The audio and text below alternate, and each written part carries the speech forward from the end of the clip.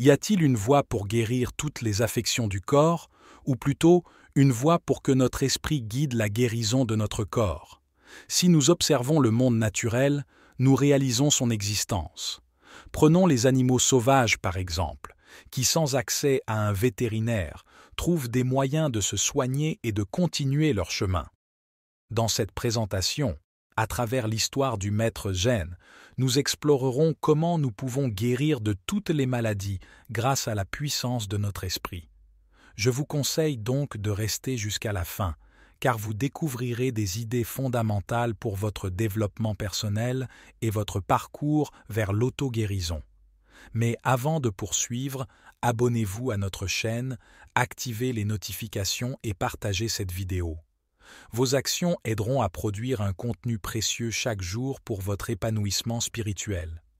Au cœur d'un ancien temple où l'encens embaumait l'air et la lumière filtrait, à travers des fenêtres centenaires, le sage maître Zen s'apprêtait à débuter une conférence sur l'art de la guérison intérieure. Les nombreux participants, avides de sa profonde sagesse, attendaient respectueusement son arrivée dans un silence sacré. « Je me demande, commença le maître Zen d'une voix solennelle, si l'homme peut réellement guérir son propre corps. » Une tension palpable régnait alors que tous attendaient la réponse à cette question cruciale.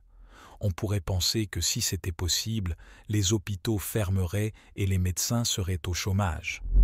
Pour répondre à cette question, avec une maîtrise narrative impressionnante, le maître Zen introduisit l'histoire d'Eva, une jeune femme au cœur vaillant mais à la santé fragile, qui s'était rendue au temple quelques mois auparavant pour le consulter. « As-tu confiance en ta capacité à te guérir ?» demanda le maître Zen en se tournant vers Eva. Le silence qui suivit semblait une pause avant le déchaînement de l'orage. « Croire en soi est la clé, » poursuivit le maître. « Certaines personnes doutent de la capacité de leur corps à guérir, et ainsi elles ne cherchent jamais à se soigner sans recourir à des médicaments ou à des médecins. » Yann, captivé par ces paroles, décrivit avec passion le cheminement d'Eva vers l'introspection, qui l'avait menée vers l'auto-guérison. La première étape consiste à comprendre les signaux de son propre corps.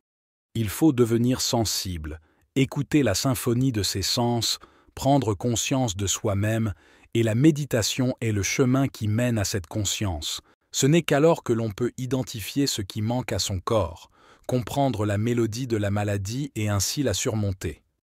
L'histoire se poursuivit avec le maître Yann, dévoilant des détails captivants de nuits étoilées où Eva, avec sagesse, apprit à apaiser son esprit avant de s'endormir. « L'inconscient a le pouvoir de guérir », affirma Yann avec assurance. « Lorsque vous fermez les yeux avant de dormir, soyez conscient que votre maladie guérit peu à peu, comme un jardin qui fleurit dans le silence de la nuit. » Les participants se plongèrent dans les récits du maître qui les invita à imaginer la guérison de leur maladie comme un voyage. L'esprit attirera ce qu'il a visualisé pendant ce voyage, et le corps, tel un compagnon fidèle, suivra les ordres de l'esprit.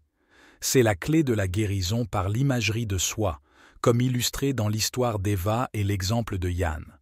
Comment pouvons-nous guérir par l'esprit? Tout d'abord, par la méditation et la réflexion personnelle, deux pratiques qui nous permettent de nous calmer et d'écouter nos besoins, puis par la pratique de la visualisation en essence. Voici la suite du script avec les modifications des noms. Nous pouvons imaginer notre guérison avant même qu'elle ne se produise, visualisant la maladie se dissipant comme la neige sous le soleil, car l'esprit a le pouvoir de concrétiser nos pensées en images vives et réelles. Le cerveau commence alors à raisonner, comme si le résultat était déjà atteint. Par conséquent, en nous imaginant guéris avec conviction, nous augmentons nos chances d'éliminer la maladie de notre corps. L'histoire se déroulait comme une tapisserie, où les fils s'entrelaçaient pour renforcer et rendre invincible l'ensemble.